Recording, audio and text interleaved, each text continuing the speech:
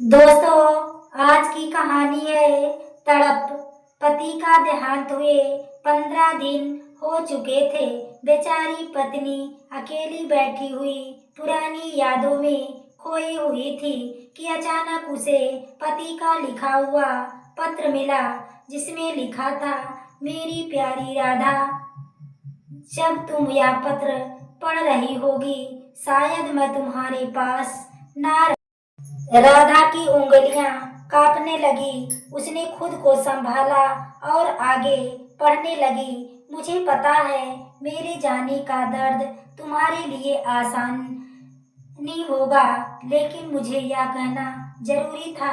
राधा की आंखों में आंसू गिरने लगा। उसे लगने लगा जैसे पति गौतम ठीक उसके सामने बैठकर बात कर रहे हो।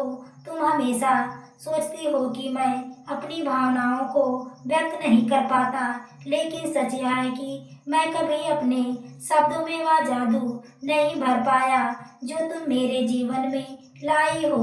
राधा का दिल भारी हो गया।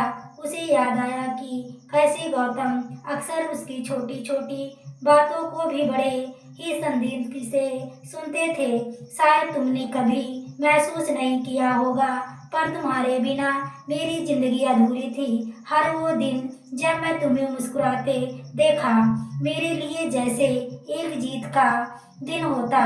राधा, मैं जानता हूँ कि तुम्हें मेरी यादों से कभी कभी शिकायत होती थी, पर तुमने मुझे हमेशा संभाला जैसे मैं कोई नादान बच्चा हो। उसकी आंखों के सामने वो लम्हे घूम गए जब वह गौतम से झगड़ा करती और फिर कुछ देर में ही सब भूलकर उसके लिए चाय बना लाती। पर एक बार मुझे हमेशा कचोटती रही। मैं तुम्हें वह खुशी नहीं दी जिसकी तुम हकदार थी। राधा के हाथ कांपने लगे।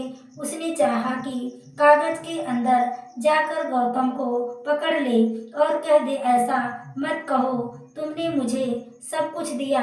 मुझे याद है तुमने एक बार कहा था, मैं तुम्हें कभी सरप्राइज नहीं देता, तो यह चीज थी शायद मेरा आखिरी सरप्राइज है।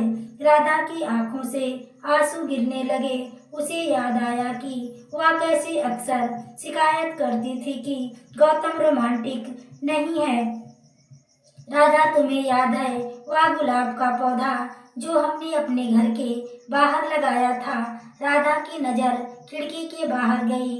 वह पौधा अभी वहीं था, लेकिन उसकी पत्तियां सूखने लगी थी। मैं चाहता हूँ हमारी यादों का प्रतीक है। जैसे जैसे वो बड़ा होगा, अब उसे पौधे को कभी सूखने नहीं देना। राधा, तुम्हें कभी हार नहीं मानना चाहिए। मेरी कमी को अपनी ताकत बनाना। तुम्हारे चेहरे की मुस्कान से मुझे बहुत सुकून मिलता है। हमेशा मुस्कुराते रहना। राधा अपने आंसू को पोंछते हुए महसूस कर रही थी कि गौतम उसे कमजोर बनने नहीं देना चाहते थे। और हाँ, एक आखिरी बात, अलमारी के सबसे निचले वाले दराज में कुछ है जिसे मैं तुम्हारे लिए छोड़ गया था। राधा का दिल तेजी से धड़कने लगा। उसे तुरंत अलमारी खोली और दराज खींचकर अंदर एक छोटी सी डिब्बी रखी थी। डिब्बी खोलते ही राधा की आंखों में चमक आ गई। उसमें एक छोटा सा लॉकेट था जिसमें उनकी शादी की तस्वीर लगी हुई थी। हमेशा तुम्हें याद दिलाएगा कि मैं तुम्हारे साथ हूँ, चाहे जहाँ भी रहना। राधा उस लॉकेट को जोर से पकड़कर रोने लगी। इस तरह तड़पने लगी मानो जल बिन मछली तड़प रही हो।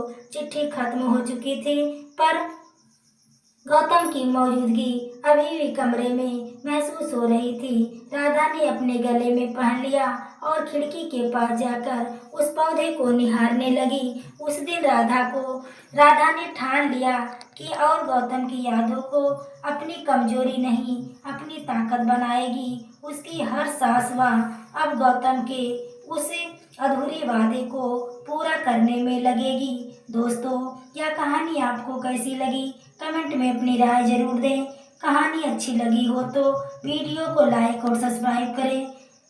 आगे के नोटिफिकेशन के लिए बेल आइकन को जरूर प्रेस करें। पूरी वीडियो देखने के लिए आपको तहे दिल से धन्यवाद।